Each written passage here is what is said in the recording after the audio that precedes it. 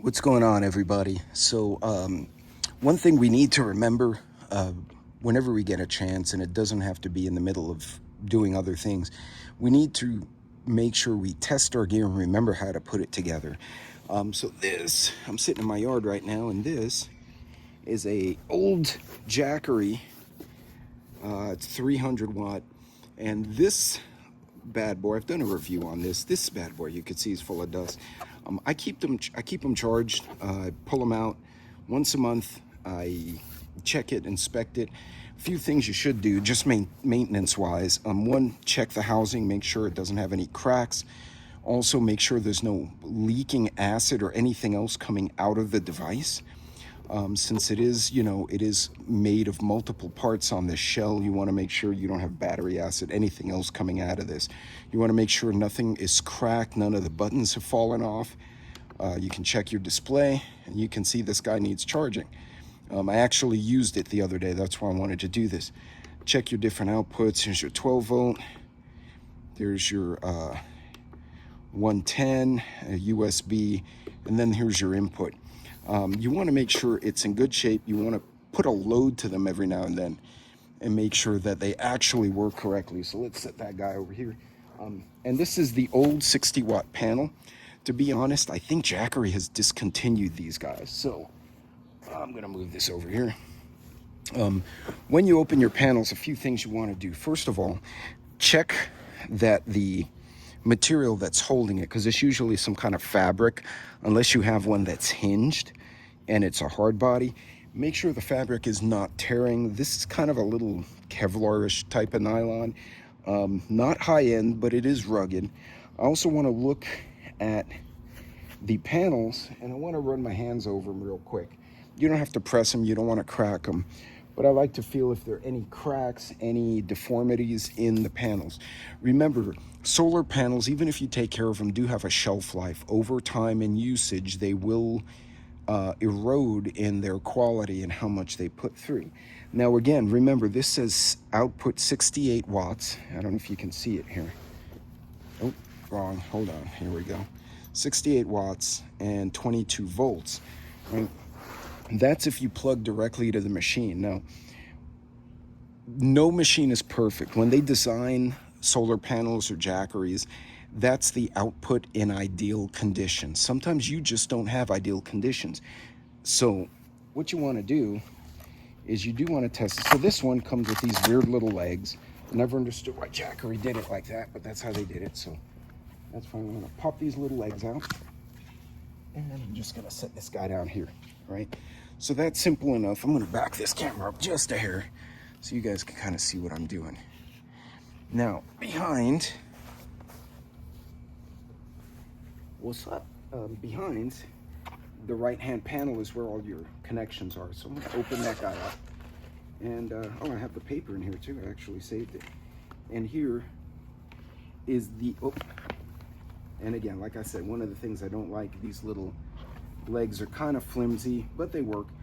You have the cable to connect it. Now, yours should also have an adapter. So depending on what type it is, the bigger Jackery will require a different size plug. So you just kind of do one of those, or rather, yeah, so the big Jackery and then the small one. So you put the little adapter here. I've tied it to the cable. Now I made a knot here, that wasn't so good. I've kept it attached to the main cable so that I don't lose it, because that would suck a lot if you had an emergency and you were trying to, God, it's hot out here. You're trying to go and plug it in and you can't. So see, and there you go. So I've plugged it in, the little light came on, and I'll bring this a little closer. Let me get around here again. Oops, now I'm blocking my own sunlight. As you can see, it's giving 5 watts of input. Now get out of the way and it's 24. Okay, so I'm blocking it. That wasn't good. Let's move this back, because I'm trying to make a point here and I can't do that if I block my own light. So you notice now it's up to 47 watts. Now I have a shade sail right behind where I'm standing. So if the if the solar panels get too close to that, I'm going to tilt this a little bit. Solar panels get too close to the shade sail, it's going to lose sun. But as you can see right now, it's 47. It is 95 out. It is very clear skies. Well, there I am, right? So it's working. It's charging well. I'm going to leave it out here for a minute and let it charge. It's 77%. Now, all of these little devices also come with a wall plug, which is in the house. So I can plug it in at the wall, which is normally what I do in the winter. Now, a couple of things to point out. Just because it's a 60-watt solar panel does not guarantee 60 watts in real life. You're going to lose a little bit because of cloud cover or imperfections of the design of the machine, of the device. You're also going to lose some because of the electrical resistance of the cable, believe it or not. You remember V equals IR from high school electronics. So voltage is equal to the current times the resistivity of the cable. So the cable imparts resistance to the currents.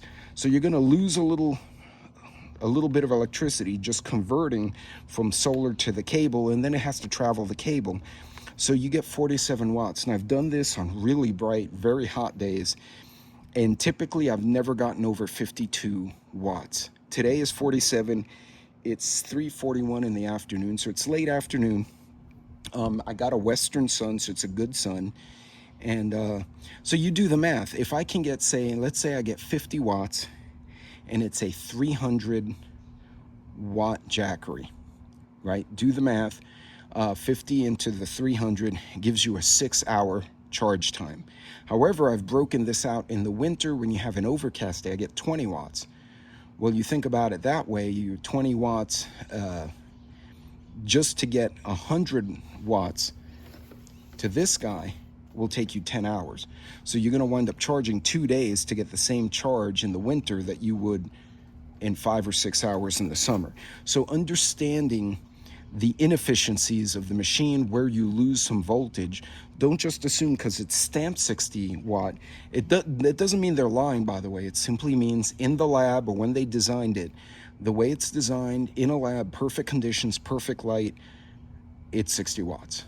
Reality, always assume you're going to lose 15 to 25% of that efficiency, of that output, just because of imperfections in the cable, and there's nothing to do with the brand. So as I was saying earlier, my phone actually overheated, which is kind of ironic. You want to assume that you're never going to get a perfect 60 watts out of this machine, out of this device. It's always going to lose a little bit just because of the natural resistance of the cable, imperfections in the design. Nothing is absolutely perfect. The 60 watt, 100 watt panels are based on lab controlled environment, not real environment. I will point out, my phone overheating reminded me of something else. You want to make sure that this guy doesn't overheat while it's charging. So I've moved it into the shade, as you can see, so it's not going to be exposed to that super high heat over there. And you also want to make sure the vents on the side are clear of dust and dirt so they don't overheat internally. And definitely don't let it get rained on. But that's it, just a few pointers. Remember to pull your equipment, test your equipment, set it up, and inspect it. Make sure it's not cracked. Make sure it's still putting power to this machine. Because even the cable can be defective, right? You might have pinched the cable and not realized it. And if you plug it in an emergency and it doesn't charge, and the panel looks good, and this guy looks good, then that means your cable's screwed up. And you want to be able to replace it or have a spare handy if that happens. In any case, folks, that's it for this one. You guys be good.